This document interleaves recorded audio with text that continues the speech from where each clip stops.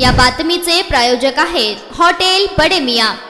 यंदाच्या वर्षी 103% पाऊस पडेल असा अंदाज उपमुख्यमंत्री अजित पवार यांनी लावला आहे। हे तुम्ही आयुक्तांना का विचारत नाही? शहराचा पाणी प्रश्नाबाबत विभागीय आयुक्तांना मी जरूर विचारेन। आयुक्तांना सुभेदारी विश्रामगृह येथे बोलावले आहे। मी शेतकरी आहे, शेतकऱ्याच्या पोटी जन्माला आलो। मला झाडाची खूप आवड आहे। पर्यावरणाचा यश प्रश्न असल्याने देशी झाडे लावले पाहिजे। जनसंयोगी ग्रुप जे काम करतो त्यांना प्रोत्साहन दिले पाहिजे। मी झाडांची माहिती घेतली आहे। निसर्ग जेव्हा तयार झाला तेव्हा प्रत्येक ठिकाणचे एक वैशिष्ट्य आहे, त्यामुळे तिथल्या हवामानाला सूट होतील अशी झाडे लावावी, तरच पक्षी बसतात। काही झाडांवर पक्षी बसतात। प्रत्येक आठवड्याला कॅबिनेटमध्ये आढावा येतो, त्यात सगळी माहिती आलेली असते, याचा आढावा घेतला जातो। टँकरांची गरज लागली तर तहसीलदारांना सूचना केल्या आहेत। 4 टंचाई सध्या जाणवत नाही, मात्र पाणी टंचाई आहे। यंदाच्या वर्षी 103% पाऊस पडेल असा अंदाज आहे। ही समाधानाची गरज आहे। आज मी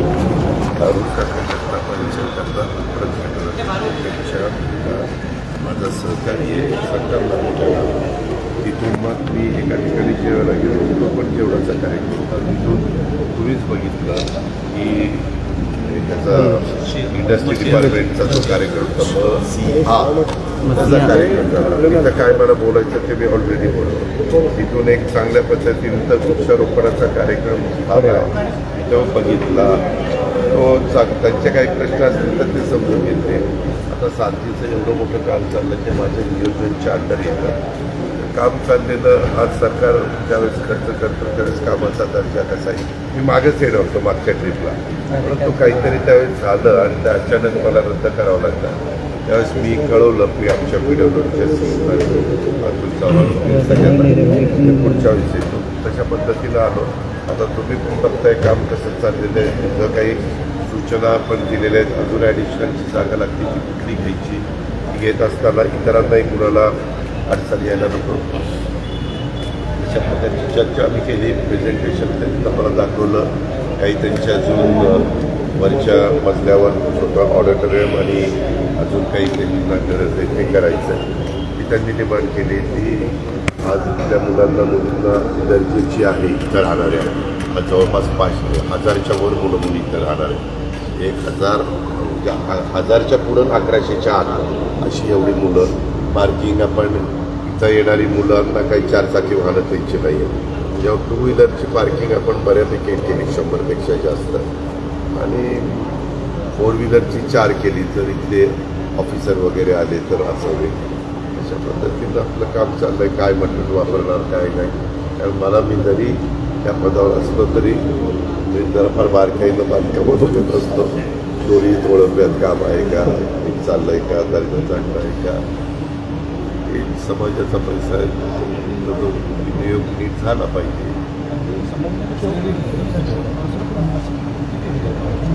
एक आपण पुण्यामध्ये गेलो, पुण्यात मेन ऑफिसेस साधीचं, परंतु पुण्यात हॉस्टेलचं काम आम्ही औंधमध्ये चालू केलेलं। औंध आपलं ITI औंध तिथं एक आपण इथं घेतलं। आपण सध्या जे रिजनची ठिकाणं आहेत त्या सगळ्या ठिकाणी, म्हणजे पूर्वीचे 6 रिजन नाही, नंतरचे केलेले 8 रिजन, त्याच्यात प्रत्येक ठिकाणी घेतलेलं।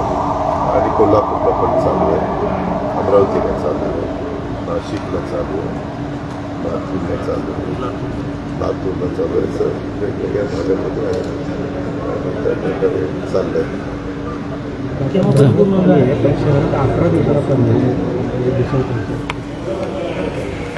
बाकीचे लोकप्रतिनिधी काय करतात, आता तुम्ही मला सांगितलं मी आता सर्किट हाऊस सुभेदारीला चाललेलं। मी आयुक्ताला विचारेन की मग काय नक्की झालं आहे का पाणी, आणि एवढं नाथसागरमध्ये पाणी आहे। स्वतः राज्याच्या प्रमुखांनी सांगितलं यंदा धान्याचे साठे दरवर्षीच्या तुलनेने चांगले आहेत। बरं आता मेच्या पहिल्या आठवड्यात आपण आलो आणि मी येतानाही बघितलं की पाणी बऱ्यापैकी, कारण तुम्ही अहिल्यानगरवरून गावरून संभाजीनगरला येताना देखील तुम्ही ज्या ब्रिजवरून येता त्याच्यावरून दिसतं। मी विचारतो काय तिथलं स्थानिक पण नियोजन नीट असलं पाहिजे। आता ती योजना आहे ती कॉर्पोरेशनच्या ताब्यात आहे, आयुक्ताच्या हातात होलसेल कॉर्पोरेशन आहे। आयुक्ताला विचारेल की बाबा का पत्रकारांनी हा प्रश्न विचारला, कुठेतरी पाणी लोकांना कमी मिळतं आहे, गरजेपुरतं पाणी लोकांना मिळणं हा त्यांचा हक्क आहे।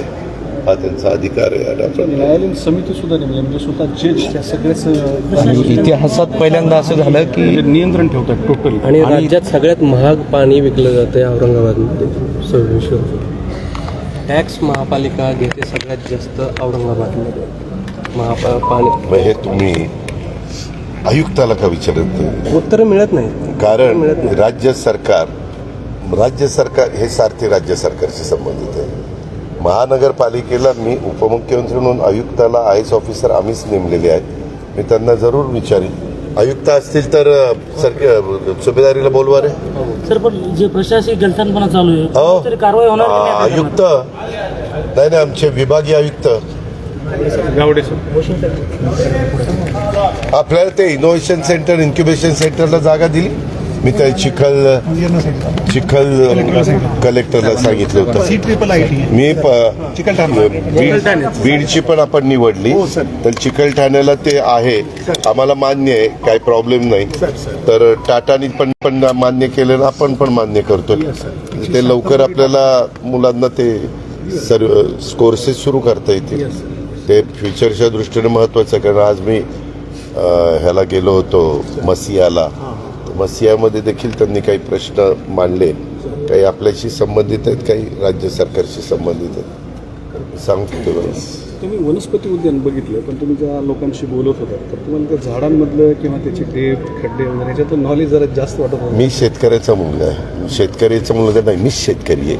मी शेतकऱ्याच्या पोटीच जन्माला आलेलं आणि मला मुळातच झाडांची खूप आवड आहे. देशी झाडांची खूप आवड आहे. आणि त्याच्यामुळे मी महाराष्ट्रात कुठेही गेलो तरी सहसा देशी झाडं लावली पाहिजे. कारण आपल्या सगळ्यांच्या समोर पर्यावरणाचा यक्ष प्रश्न उभा राहिलेला आहे. ग्लोबल वॉर्मिंगचं संकट जगावर आहे. अशा वेळेस आपल्या हातात जे आहे, जे तिथला ग्रुप करतोय त्याचं समर्थन आपण केलं पाहिजे. त्यांना प्रोत्साहन दिलं पाहिजे. त्यांच्या अडचणी सोडवल्या पाहिजे. आणि त्याच्यामुळं मी म्हणजे बऱ्यापैकी माहिती असल्यामुळं ते मला सांगत होते. मी आवडीनं विचारत होतो. काही झाडं तिथं अशी होती की जी मला माझ्या भागात पण पाहायला मिळाली नाही किंवा इतर भागात. तर त्यांची नावं काय, त्यांचे फोटो आणि त्यांची माहिती.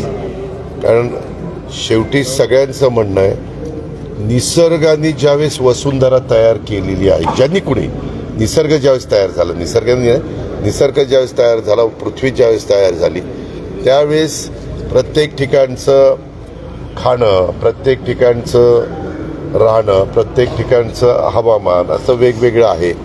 त्याच्यामुळं तिथल्या हवामानाला सूट होतील असेच जर झाडं लावली तरच तुम्हाला गंमत वाटेल पत्रकार मित्रांनो, तरच पक्षी त्याच्यावर बसू शकतात. तुम्ही बाहेरची झाडं आणून लावली तर पक्षी सहसा त्या झाडावर बसायला तयार होत नाही. कारण ती वर्षानुवर्ष हजारो वर्षाची परंपरा ती चालत आलेली आहे. त्याच्यावर काही झाडं अशी आहेत की त्याच्यावरच फुलपाखरं बसतात. काही झाडं अशी आहेत की त्याचाच मध आपल्या मधमाशा गोळा करतात. काही झाडं अशी आहेत की जी तुम्हाला तिथं जास्त ऑक्सिजन देतात, तुमच्या त्या हवामानाला सूट असतात. इथं जर उष्णता वाढली तर त्याच्या सावलीमध्ये लोक शांतपणे 2 घटका बसू शकतात. अशा सगळ्या गोष्टी आहेत. राज्यभरातली पाणी टंचाई किंवा चारा टंचाई या संदर्भातला काही आढावा घेतला? दर आठवड्याला कॅबिनेटमध्ये तो आढावा येतो. प्रत्येक धरणामध्ये मोठ्या धरणात साठा किती, मध्यम धरणात साठा किती, लहान धरणात साठा किती, साधारण तो किती काळ पुरेल, आत्ता काय परिस्थिती आहे, कुठल्या वाडी वस्तीवर टँकर चालू आहेत, कुठल्या तांड्यावर टँकर चालू आहेत, कुठल्या गावांमध्ये टँकर चालू आहेत, कुठल्या तालुक्यात चालू आहेत, कुठल्या जिल्ह्यात किती चालू आहेत, असा रोजचे रोज नाही, दर आठवड्याला आढावा घेतला जातो. आणि त्याच्यातून त्या जिल्ह्यातले पालकमंत्र्यांना पण लक्ष ठेवायला सांगितलेलं आहे. टँकरची गरज लागली तर तातडीनं तहसीलदारांना तिथं टँकर पण उपलब्ध करून द्यायला स्पष्ट सूचना, स्टँडिंग ऑर्डर मुख्यमंत्र्यांनी आणि कॅबिनेटने दिलेल्या आहेत. चारा टंचाई सध्या तरी कुठं काही जाणवत नाही आहे. पण पाण्याच्या संदर्भात काही भागामध्ये थोडीशी टंचाई भासते, तिथं ती व्यवस्था केली. काही तातडीच्या पाणीपुरवठा योजना करायच्या असतील तर त्याही करण्याच्या करता आपण पूर्णपणे जिल्हा परिषदेला अधिकार दिलेला आहे, DPCला अधिकार त्या ठिकाणी दिलेला आहे. अशा ह्या सगळ्या गोष्टीचा आम्ही दर आठवड्याला आढावा घेतो. आणि त्याच्यातनं यंदा तुम्हाला सगळ्यांना माहिती असेल की यंदाच्या वर्षी दरवर्षीच्या 103% पाऊस पडेल अशा प्रकारचा अंदाज व्यक्त झालेला आहे. ती पण एक समाधानाची बाब आहे, कारण आता टेक्नॉलॉजी इतकी पुढं गेलेली आहे की या सगळ्या गोष्टी इत्थंभूत कळतात, पुढच्या काही काळातल्या पण कळतात. जसं आता सांगितलं जातं की 3-4 दिवस उष्णता कमी राहील, कारण ढगाळ वातावरण राहील, कदाचित पाऊस पडेल.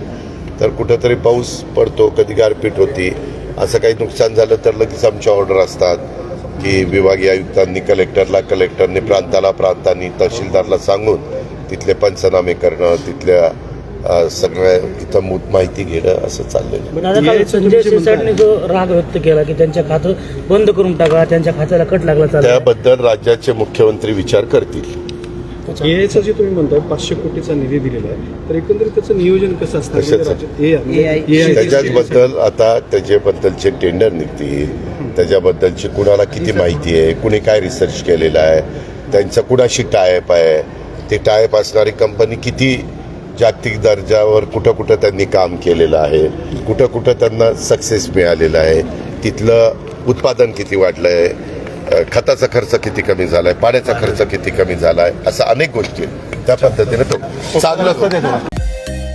मटन, चिकन आणि बीफसाठी प्रसिद्ध असलेलं सोलापूर शहरातील विजापूर वेस्ट येथील प्रसिद्ध हॉटेल बडे मियाँ. पाया ताहरी mutton biryani, chicken biryani, mutton seekh, chicken 65 आदी मिळण्याचं एकमेव ठिकाण हॉटेल बडे मियाँ. मटनमध्ये beef mutton rice, beef cheese अंगुरी, बडे मियाँ स्पेशल मटन अंगारा, मटन कढी, खिमा मसाला.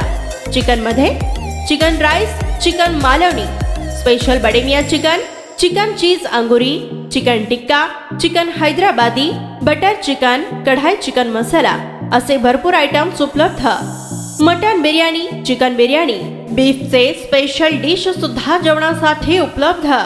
खास हॉटेलमध्ये जेवणाची सोय आणि पार्सलची सोयही उपलब्ध.